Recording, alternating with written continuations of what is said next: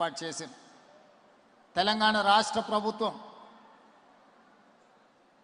నూతన జీవన శైలిలో కొత్తగా ఎదురవుతున్న సవాళ్లను ఎదుర్కోవడానికి పోలీస్ శాఖను ప్రక్షాళన చేసుకుంటూ నూతన వ్యవస్థలను ఏర్పాటు చేసి మనం ఎదుర్కొంటున్న సవాళ్లను సమాజానికి అందించాల్సిన సేవల గురించి ఈరోజు నిత్యం మనం చర్చించుకొని నూతన ప్రణాళికలు రచించుకుంటున్నాం.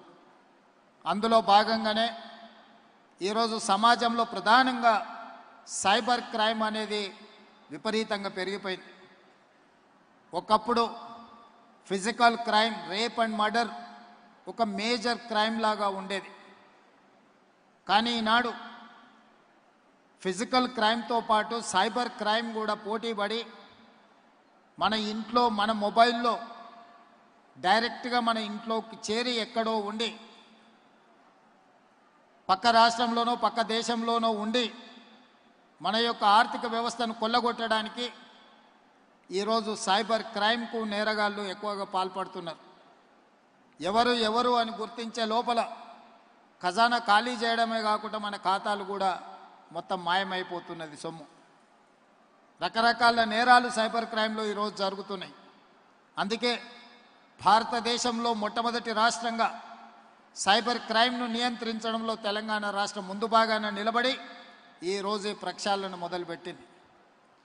ఐఎస్ఐ యాక్టివిటీని నియంత్రించాలంటే కూడా కౌంటర్ ఇంటెలిజెన్స్తో పాటు ఆక్టోపస్ లాంటి సంస్థల్ని, టెర్రరిస్ట్ యాక్టివిటీస్ని, లేకపోతే మిలిటెంట్ యాక్టివిటీస్ని కంట్రోల్ చేయడానికి గ్రేహాండ్స్ లాంటి సంస్థలను ఒకప్పుడు ఆనాటి ఉమ్మడి రాష్ట్రంలో ప్రారంభించిన మన పోలీస్ వ్యవస్థ ఈరోజు దేశానికే ఆదర్శంగా నిలబడ్డది.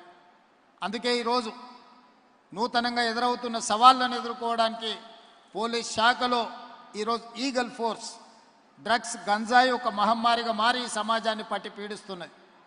పంజాబ్ రాష్ట్రం ఈరోజు నిర్వీర్యం కావడానికి డ్రగ్స్ ఒక ప్రధానమైన శత్రువుగా ఆ రాష్ట్ర యువత మీద ప్రభావం చూపిస్తున్నాయి. అందుకే తెలంగాణ రాష్ట్రం ఆ ప్రమాదాన్ని ముందస్తుగా గుర్తించి ఈరోజు తల్లిదండ్రులు కష్టపడి ఎంతో శ్రమకు తమ జీవితాన్ని మొత్తం శ్రమ రూపంలో సంపాదించి పెడితే, ఒకరో ఇద్దరో పిల్లలుంటే ఆ పిల్లలు డ్రగ్స్ బారిన పడితే ఆ వ్యసనాల వల్ల తల్లిదండ్రులకు తీరని దుఃఖం ఉన్నది.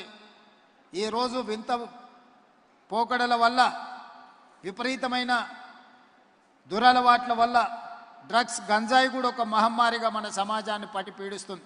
అందుకే ఈ డ్రగ్స్, గంజాయిని నియంత్రించడానికి మన రాష్ట్రంలోనే, మన పక్క పట్టణంలో కాదు, పక్క రాష్ట్రాలు, పక్క దేశాల నుంచి వస్తున్న డ్రగ్స్, గంజాయిని నియంత్రించడానికి ఈరోజు ఈగల్ ఫోర్స్ని మనం ఎస్టాబ్లిష్ చేసినాం.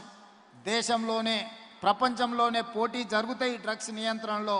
మొట్టమొదటి స్థానం తెలంగాణ రాష్ట్రానికి, హైదరాబాద్ నగరానికి ఆ గుర్తింపు వచ్చింది. సివి ఆనంద్ గారు హైదరాబాద్ కమిషనర్గా ఆ అవార్డు రిసీవ్ చేసుకోవడం జరిగింది. అయినా సమస్య తీరలేదు. ఈ సమస్య ఇంకా పెరుగుతూనే ఉంది. ఇది ఒక మన రాష్ట్ర సమస్యగా, దేశ సమస్య. ఇతర రాష్ట్రాలతోని కోఆర్డినేట్ చేసుకొని, ఇతర రాష్ట్ర అధికారులతోని సమన్వయం చేసుకొని ఈరోజు వ్యవస్థను బలోపేతం చేసుకొని డ్రగ్స్ మీద, గంజాయి మీద మన రాష్ట్ర ప్రభుత్వం ఒక యుద్ధం ప్రకటించింది. అదేవిధంగా న్యాచురల్ కెలామిటీస్ లేదా climate changes, after covid climate చేంజెస్తోని క్లౌడ్ బస్ ద్వారా విపరీతమైన వర్షాలు, మన హైదరాబాద్ కానీ మన నగరాల యొక్క ఇన్ఫ్రాస్ట్రక్చర్ పర్ డే 2 సెంటీమీటర్స్ వర్షపాతం పడుతుంది అని అంచనాలు వేసుకొని మన యొక్క మౌలిక వసతులను మనం ఏర్పాటు చేసుకున్నాం. డ్రైనేజ్ వ్యవస్థ కానీ, సివరేజ్ వ్యవస్థ కానీ, మన రోడ్ల వ్యవస్థ కానీ. కానీ క్లైమేట్లో వచ్చిన చేంజెస్ వల్ల 2 అవర్స్లో 20 నుంచి 40 సెంటీమీటర్స్ రెయిన్ఫాల్ ఈరోజు పడుతుంది. మొన్న ఖమ్మంలో వచ్చిన వరదలకు దాదాపుగా 39 సెంటీమీటర్లు 2 గంటల్లో వర్షం పడ్డది. ఈ మధ్యకాలం హైదరాబాద్లో పడ్డ వర్షాలు 2-3 అవర్స్లోనే 20-25 సెంటీమీటర్స్ వర్షం పడుతుంది.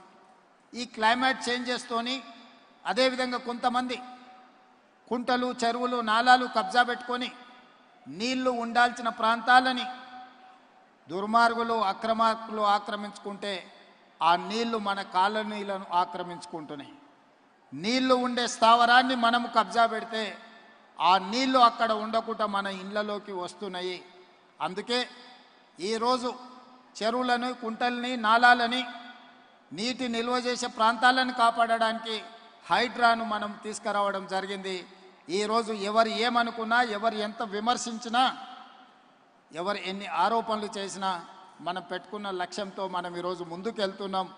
ఈరోజు ఆ లేక్లను పునరుద్ధరించి రేపు సంక్రాంతి ఫెస్టివల్ సందర్భంగా కైట్ ఫెస్టివల్స్ని ఎక్కడైతే ఆక్రమణలకు గురైన లేక్లు ఉన్నాయో వాటిని పునరుద్ధరించి ఈరోజు కైట్ ఫెస్టివల్స్ సంక్రాంతి పండుగ సందర్భంగా మనం నిర్వహించుకుంటున్నాం.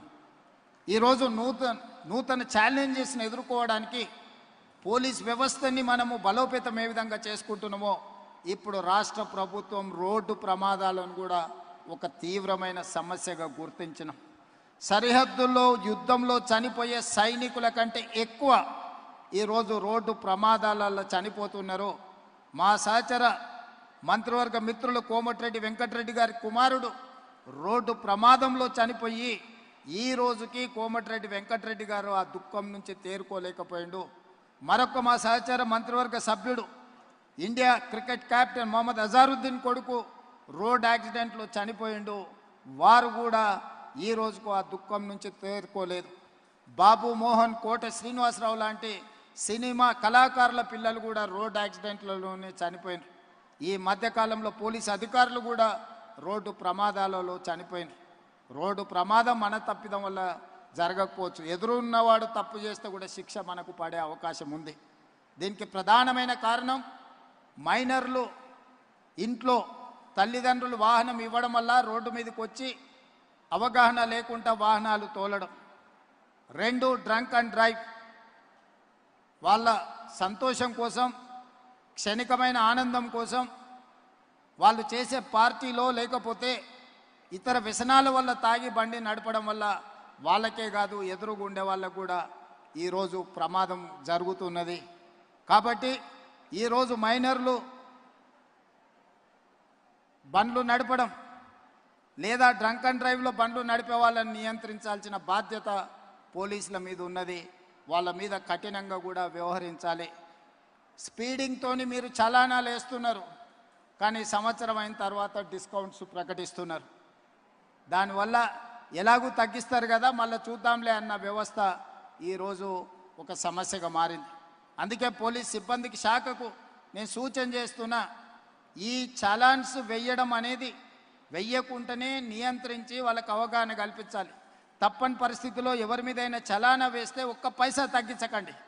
మూడవది, వాళ్ళ బ్యాంక్ అకౌంట్స్తోని డైరెక్ట్గా డిపార్ట్మెంట్కి సింక్రనైజ్ చేయండి. ఎప్పుడు చలానా పడితే ఆటోమేటిక్గా వాళ్ళ అకౌంట్లోకి వెళ్ళి డిడక్ట్ అయ్యి పోయే విధంగా ఈరోజు బండి రిజిస్ట్రేషన్కి వచ్చినప్పుడే ఆ బండి యజమాని యొక్క ఖాతాను మీరు తీసుకోండి. బ్యాంక్ అకౌంట్ను అటాచ్ చేయండి. ఏ బండి అయితే స్పీడింగ్ చేస్తుందో, ఏ బండి అయితే సిగ్నల్ జంప్ చేస్తుందో, ఏ బండికి అయితే చలానా పడుతుందో ఆటోమేటిక్గా ఆ యజమాని అకౌంట్లో నుంచి నగదులు బదిలీ అయ్యే విధంగా మీరు ఈరోజు టెక్నాలజీని వాడుకోండి. బ్యాంకులను కూడా సమన్వయం చేసుకోండి. లేకపోతే